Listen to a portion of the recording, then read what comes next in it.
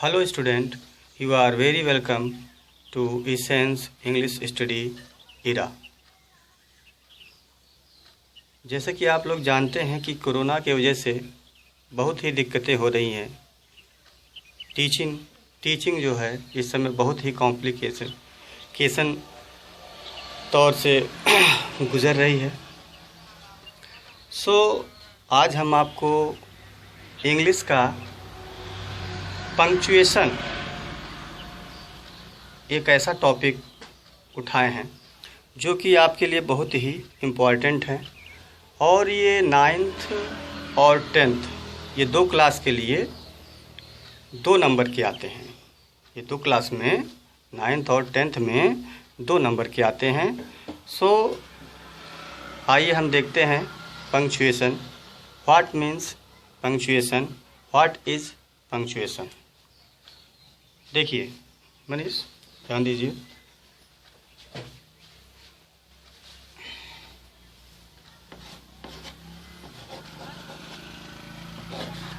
Punctuation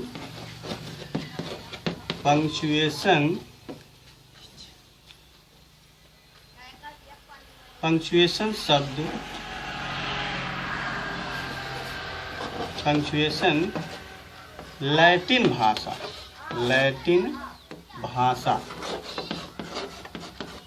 भाषा के पंक्चुम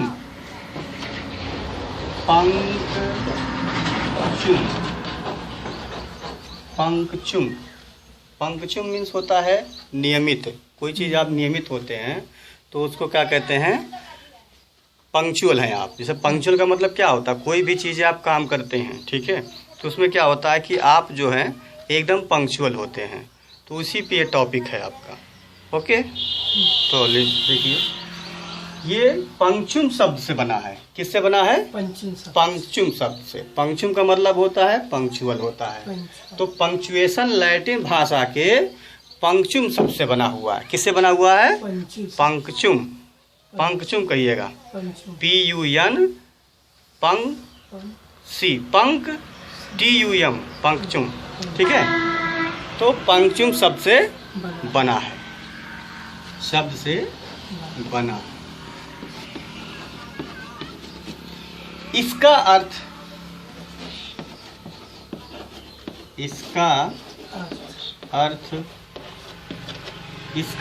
क्या होता है? इसका अर्थ उचित ठहराव से है। किससे है?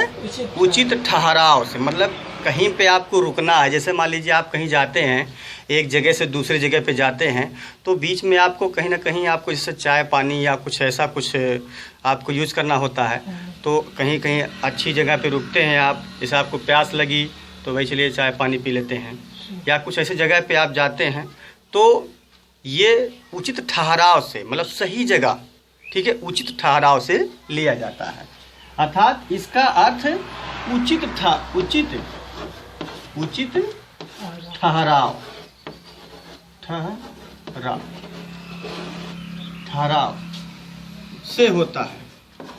से होता है। कहने का मतलब ये हो गया कि जैसे आप देखते हैं कि जब आप कोई सेंटेंस पढ़ते हैं तो सेंटेंस कहाँ से चालू होता है और कहाँ पर ख़त्म होता है। तो उसके बीच में भी कहीं कहीं क्या आते हैं, आपका ठहराव आते हैं। मतलब एक जगह पे आपको रुकना होता है, थोड़े से आपको रिलैक्स करना होता है। जैसे रिलैक्स करते हैं अर्थात आराम करते हैं। तो विराम चिन्हों को ही क्या कहते हैं आप लोग? पंक्चुएशन कहते हैं। मतलब नियमित रहते हैं, ठीक है। उचित ठहराव से होता है। इसको लिख लीजिए जल्दी से।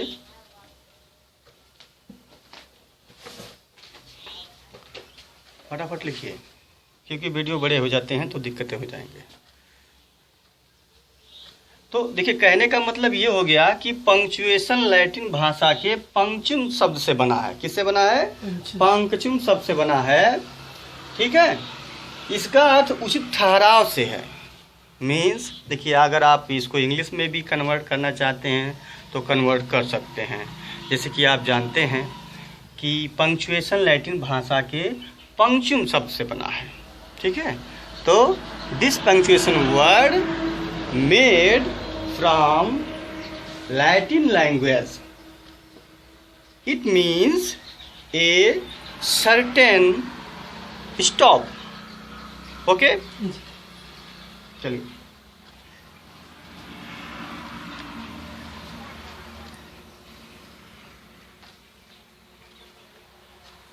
कंप्लीट हो गया। देखिए थोड़ा जगह तो थोड़ा सा दिख नहीं रहा होगा, कहीं चमक रहे होंगे, तो इस पे ध्यान देना है। बट मेरी आवाज़ पे ध्यान दीजिएगा, बस केवल आवाज़ पे ध्यान दीजिएगा, थोड़ा सा आपको कोई प्रॉब्लम नहीं होंगे। ओके, देखिए मैं इसको इरेज कर रहा हूँ।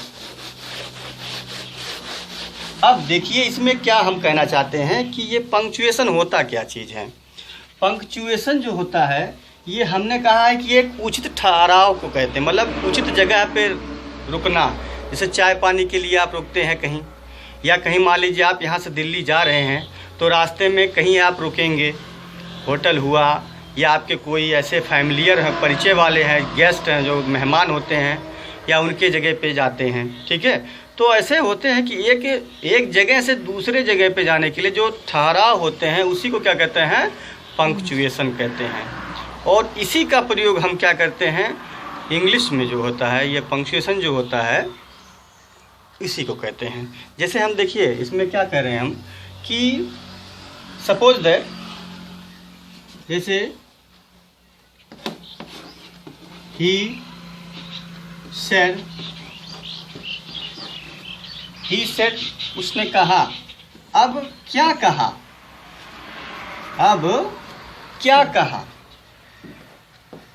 He said, जैसे I will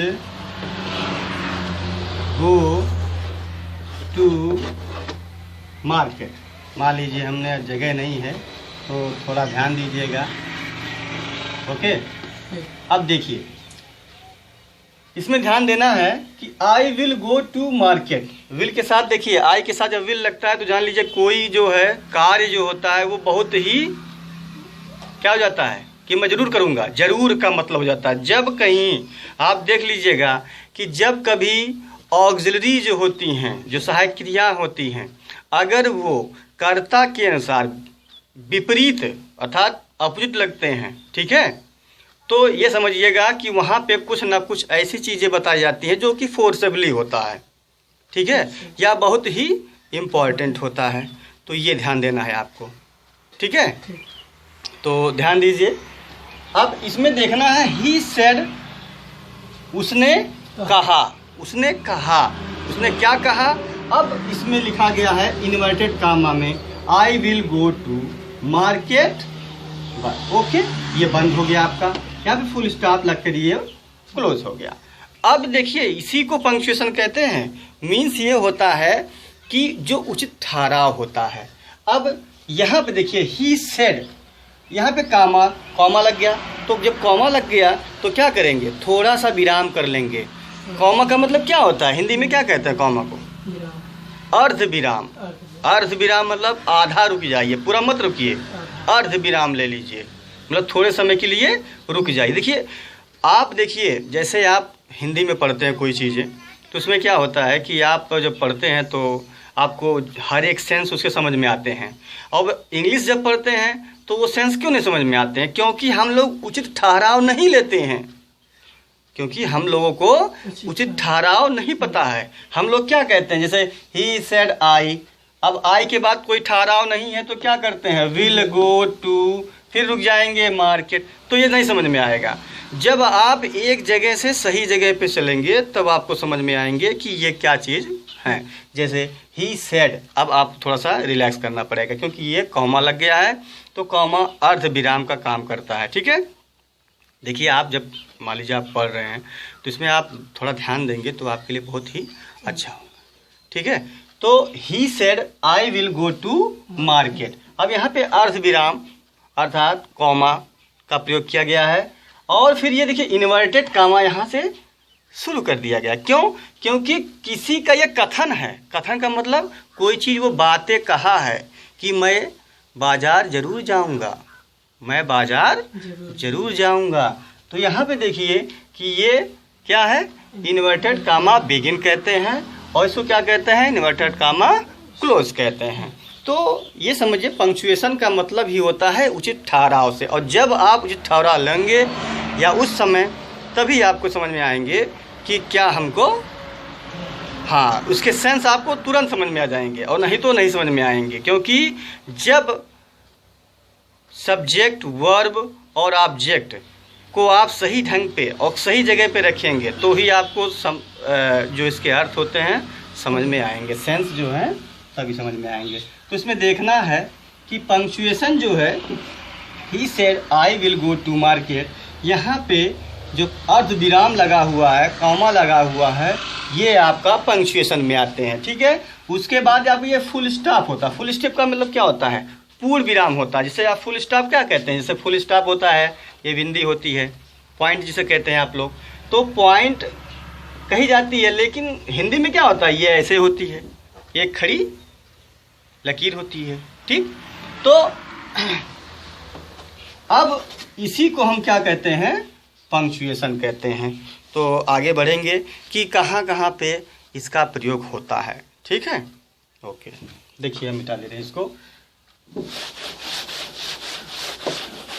चलिए, पंक्चुएशन समझ जाइएगा कि उचित ठहराव को ही कहते हैं। कभी मान लीजिए आप पे ऐसा आए, आपको भी कुछ किसी को बताना रहे, तो इस पे ध्यान दीजिएगा। ठीक है। ओके, चलो देखें। अब पंक्चुएशन का हो गया, तो पंक्चुएशन कितने प्रकार के होते हैं ये ध्यान देना है। मतलब पंक्चुएशन के जो सिंबल होते हैं वो कितने प्रकार के होते हैं, इस पे ध्यान दीजिएगा। ठीक है। तो पहला क्या होता है, इसको कहते हैं फुल स्टॉप। क्या होता है, फुल स्टॉप। ओके। इसको कहते हैं पूर्ण विराम। क्या कहते हैं, पूर्ण विराम।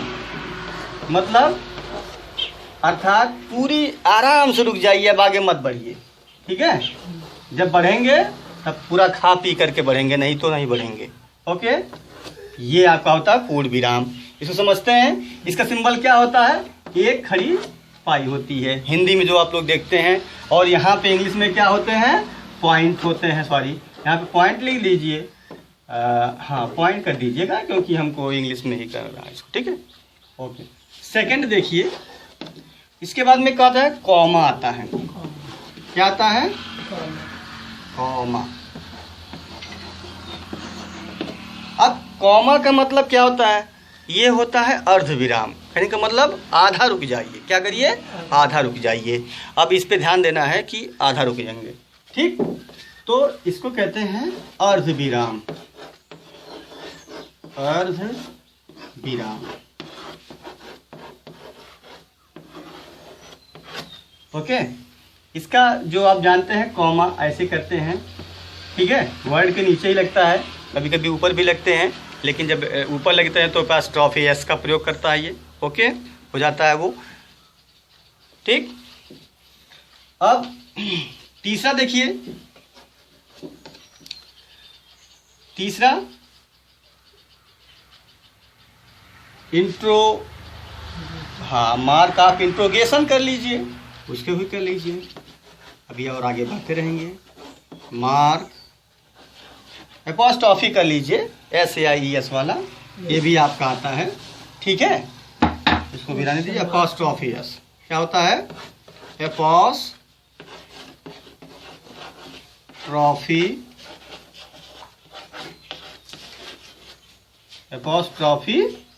एस। ये ऐसे कैसे, देखिए ऐसा लिखा जाता है।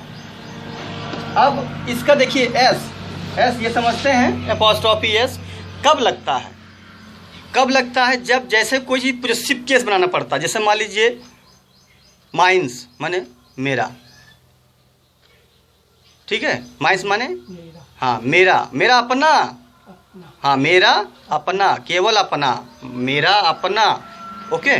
तो जैसे और अगर किसी कर्ता के बाद लगा देंगे, किसी नाउन के बाद एस या एस लगा देंगे तो क्या हो जाएगा, वो उसका हो जाएगा। जैसे मान लिया राम्स तो राम का, राम्स राम का, ठीक है। मोहन्स मोहन का, जैसे आप मनीष हैं तो मनीषस, कहने का मतलब एपॉस्ट्रॉफी एस लग जाता है, जैसे मनीष मनीष, ओके। अब मनीष में एपॉस्ट्रॉफी एस लग गया ऐसे, तो अब ये क्या हो गया, मतलब मनीष का कोई चीज है, जैसे मनीष अम्ब्रेला, मनीष का छाता, मनीष का छाता। मोहन्स पेन, मोहन का कलम या पेन, ठीक, ओके। चलिए, तो इसको ध्यान दीजिएगा कि जब एपॉस्ट्रॉफी एस लग जाता है तो कहने का मतलब ये हो जाता है कि ये जो भी नाउन रहेगा उसका वो पोजेस हो जाएगा, उसका वो धन हो जाएगा, ये ध्यान दीजिएगा, ओके। अब नेक्स्ट देखिए, तो ये हो गया है, दिख रहा है जी। अगर नहीं दिखता है तो ध्यान दीजिएगा, जो हम बता रहे हैं लिख लीजिएगा आप लोग। सभी बच्चों से ये रिक्वेस्ट है कि आप लोग जो भी हम लिखवाते हैं या ये मेहनत कर रहे हैं, ठीक है, वैसे तो बहुत अच्छा लगता है पढ़ाने में, ठीक है, लेकिन ये वीडियो का बहुत प्रॉब्लम होता है, तो इसको भी जो भी है अब पढ़ाना तो है ही, खैर जो भी है। कंप्लीट हो गया, चलिए ठीक है।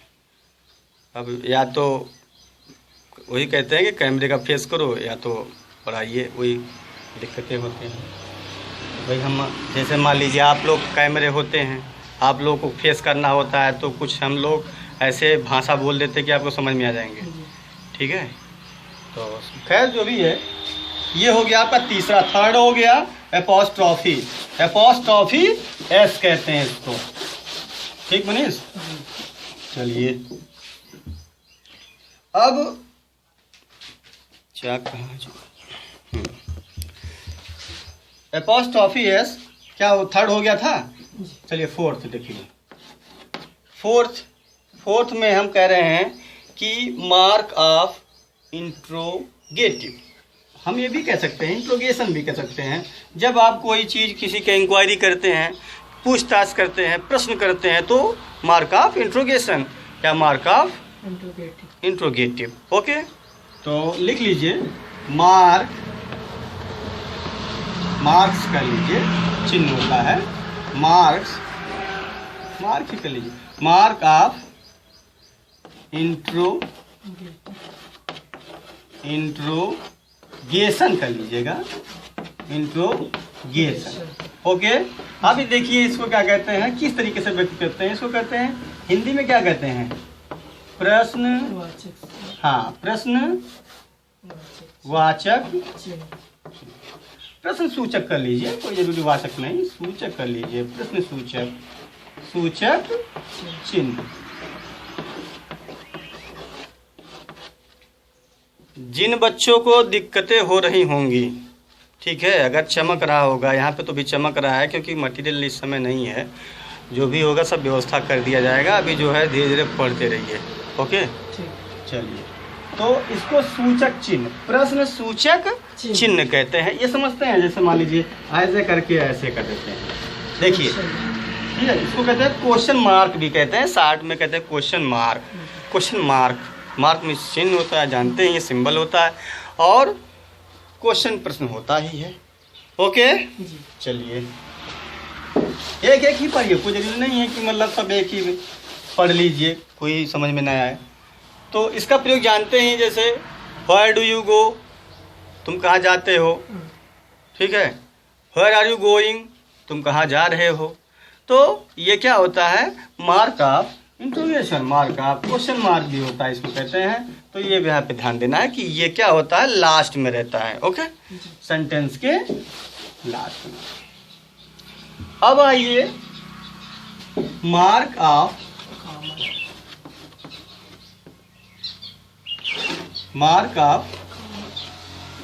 कामा हो गया है, हाँ, मार्क ऑफ, अब कर लीजिए एक्सक्लामेशन कर लीजिए, क्या करेंगे, एक्सक्लामेशन